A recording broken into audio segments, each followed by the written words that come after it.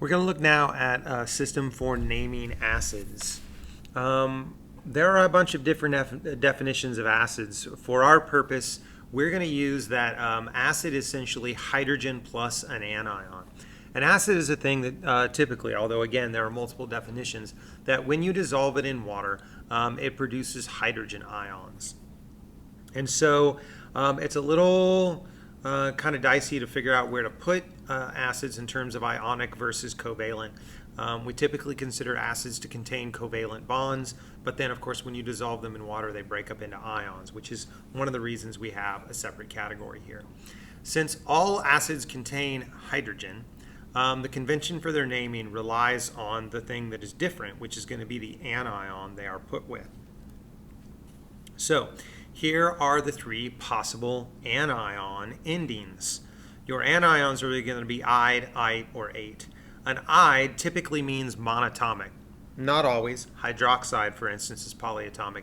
But for the most part, if you have an ide ending and it's an element from the periodic table, sulfide, chloride, phosphide, you're dealing with a monatomic anion.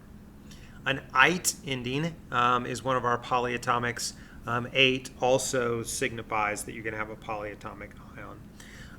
Ide anions change the name to hydroic acids.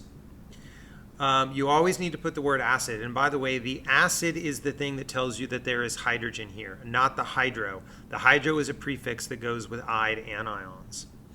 And so your example there might be HCl. You have hydrogen plus the chloride ion. So we're going to refer to that as hydrochloric acid. If you have an ite ending, we're going to take that anion and we're going to change that ite to an OUS. And then again, we tack that acid name on the end of it. So HNO2 is hydrogen plus nitrite. The name of that acid would be nitrous acid. If you have an ate anion, we're going to change the ending to ic, no prefix. And so here we have our example H2SO4, which is hydrogen plus the sulfate ion. Sulfate changes to sulfuric acid. Okay, so here are some examples. We can run through these examples, or you can run through these examples and kind of see how they play out. You can pause the video if you want now and see if you can name them based off the set of rules that you just generated. I'm going to work through them one at a time. You can pause in between each one if you still feel like you need a little direction before you get cut loose, and then see if you can name each one kind of after we go through. So H3PO3, so that's going to be the phosphite anion, so you got to figure out that anion first. So the name of H3PO3 then is going to be ite changes to us, and that's phosphorus acid. If you have the ide ending, so HF here is going to be fluoride. Fluorides change to hydroics, and so that's going to be hydrofluoric acid. On the bottom here we have H2CO3, so that's hydrogen and the carbonate ion. So the anion's carbonate, 8 changes to ic, so we're going to call that one carbonic acid. By the way, there are some little tricks that people have used over the years to kind of figure out how to remember what goes with what. Standard one down there on the bottom, the carbonate to carbonic, is you think the sequence, I ate it and it was icky, right? 8 goes to ic. On the ite, over the years we've used this kind of phrase in your head. Ite, you can come with us. That's the ite goes to us bit there. I've never come up with a good one for hydroic. Every time I've put this out for students every year, can you come up with a good reminder for why ide goes to hydroic? And I've gotten some really, really silly ones. So if you think you've got a good one, go ahead and throw it out. We'll see what happens. All right, let's keep rolling with this. So now you've got a couple here, and if you start staring at those and think about naming them, you might think none of that looks familiar. We've got hydrogen with some polyatomic anions, but none of them are the ones that you had to memorize. So there's two places to go here. One, Google it. Don't Google the whole compound because that's just going to give you the name and you're not going to learn how to do stuff. Google ClO4, and then the charge on that's going to have to be 1- because there's only one hydrogen. On the second one, it's C2O4, It's going to be 2 minus because there's 2 hydrogens. And you don't have to use subscripts and superscripts. You can just type into a Google search C2O42 minus without changing any of the baseline there, and then type name, and the internet's going to know what you're looking for there. You can also look in your data packet.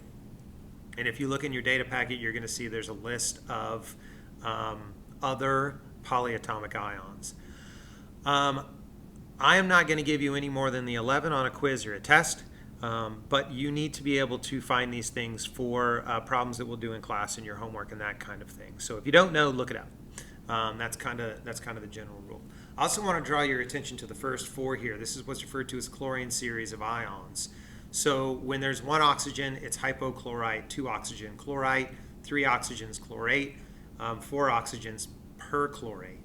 And you can substitute other halogens with the exception of fluorine, because fluorine is too high on the periodic table and it can't form ions with that many oxygens.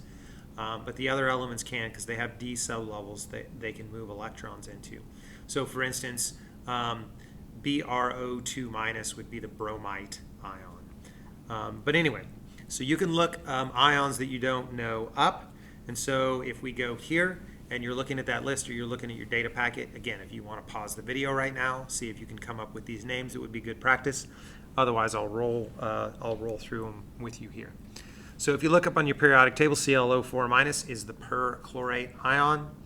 And from here, I ate it and it was icky, perchloric acid.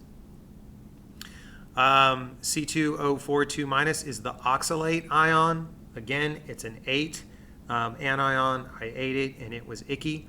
That changes to oxalic acid. When we're rolling in the other direction, you just have to be able to convert the formulas back to the anions, and whatever the charge on the anion is, how many hydrogens you need. So hydrophosphoric acid is a hydroic. That means the anion is phosphide. Phosphide means monatomic.